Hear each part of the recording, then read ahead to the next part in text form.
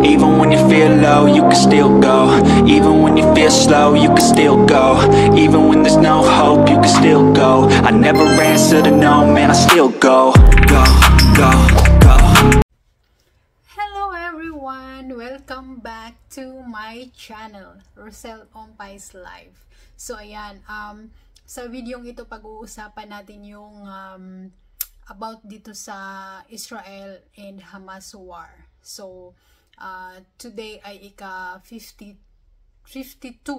na days ng war. Pero nasa panglimang araw kami ng temporary ceasefire. So ang temporary ceasefire ay nag-umpisa noong Huwebes.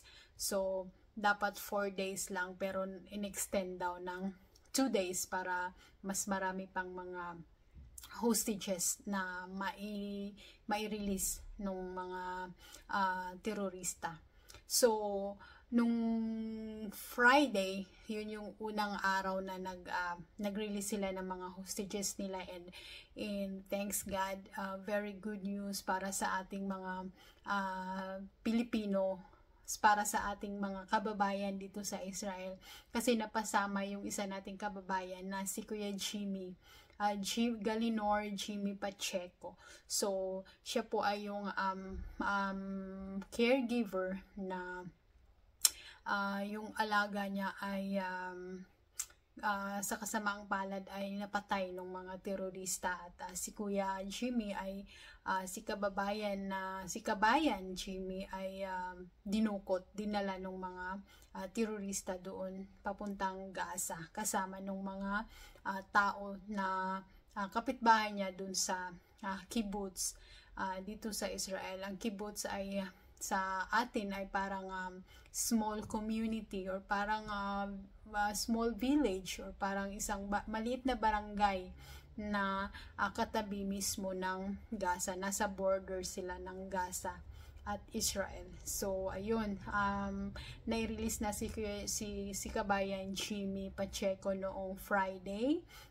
Kasama siya sa unang batch na pinalaya or nirelease ng mga terorista, kasama ng mga Israeli at ng mga Thai workers. So yun, napaka gandang balita para sa ating mga Pilipino, especially sa amin dito sa Israel, na mga kababayan niya, mga kasamahan niya, mga caregivers na talagang nagdasal na sana ay magpalaya siya.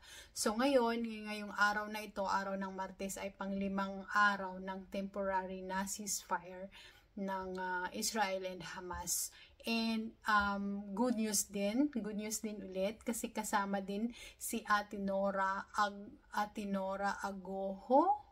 Hindi ako sure sa apelyido niya, pero Nora yung pangalan niya, yung nabasa ko dun sa mga kaibigan niya dito sa Israel. Nora. Ilalagay ko na lang sa screen, dyan sa screen ko, dito sa screen ko, yung buong pangalan niya. So ayan, kasama ang ating isang kababayan na matagal na nawala. Hindi ako sure. Hindi yata siya nakasama dun sa mga pictures at sa listahan ng mga hostages na alam nyo yun, yung mga pictures na dinidikit nila dito sa Israel dun sa mga kasama dun sa 240 hostages na mga pictures na nilalagay nila doon sa kahit saan. Hindi yata nakasama si Ate Nora dun, kasi hindi ko nakita yung picture niya, kasi hindi sigurado kung nasama siya dun sa mga hostages or napatay ba siya. So ngayong gabi, yung mga kaibigan niya, nababasa ko sa group namin dito sa Israel, talagang pinaghahanap siya, kasi hindi nga sigurado ang lahat, ang mga kaibigan niya pati, kung nasaan nga si Ate Nora, yung isa nating kababayan dito sa Israel. Napakalaking good news para sa amin dito na mga nakasamahan niya dito sa Israel, na nakasama si kabayang Nora sa mga hostages na nirelease dito sa panglimang araw ng ceasefire. And Napakabait talaga ni God. Kasama siya doon. So, napaka malaking pasalamat namin especially na mga kabayan, kasamahan niya ditong caregiver dito sa Israel. So ayan, at sana ipagdasal pa din natin na sana makauwi or ma-release lahat ng mga Israeli na mga na hostage na nandun pa din sa Gaza. Patuloy pa din natin silang ipagdasal. So sa araw na ito, Martes, November